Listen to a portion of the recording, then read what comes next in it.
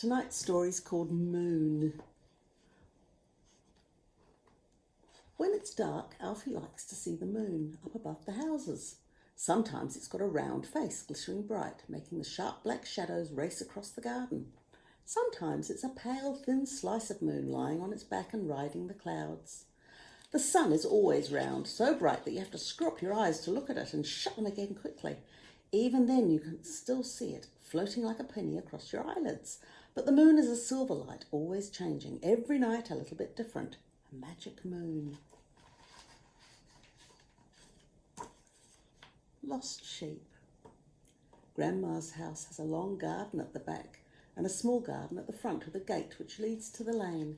If you walk one way, you came to the road and more houses, and if you walk the other way up the hill, there were trees, hedges and fields. In the fields lived cows and sheep. The cows went to the farm twice a day to be milked, and they walked follow my leader in a long straggly line. The rest of the time they stayed in the field, munching.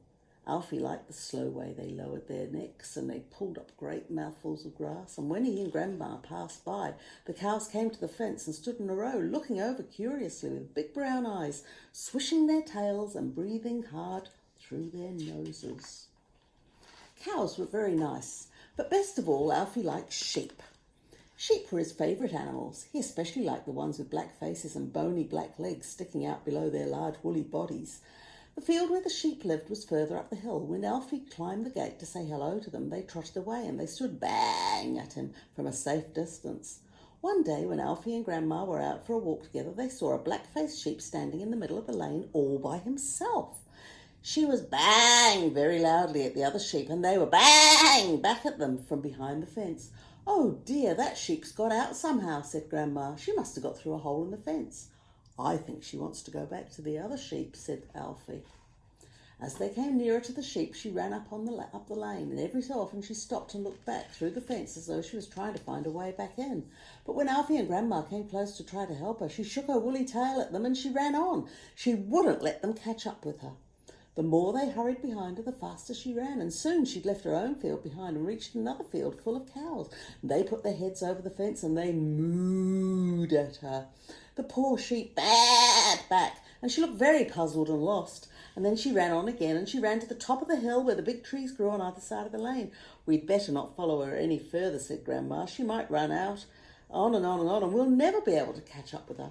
Alfie and Grandma stood still and wondered what to do, and the sheep stopped too, and she looked a good distance away, but she turned her head to look at them and baaed anxiously. "Let's just stand here for a while and see what happens," said Grandma. Alfie and Grandma stood together hand in hand on the grassy bank, and Alfie found it very hard to stand still for very long, but he pretended he was a tree growing by the fence, and that made it a lot easier. For a long while the sheep just stood and looked at them, and then she started to trot back down the lane towards Grandma and Alfie. They squeezed each other's hand tightly, and they stood as still, and the sheep came nearer, and she paused, and then she stepped daintily past them, holding up her head proudly and pretending not to notice them at all. Alfie and Grandma stood and watched her large woolly back hurrying away round the bend in the lane, and they waited a while before they started to walk home. When they reached the field where the sheep lived, the lane was empty. "Our sheep must have found her own way back into the field with the others," said Grandma.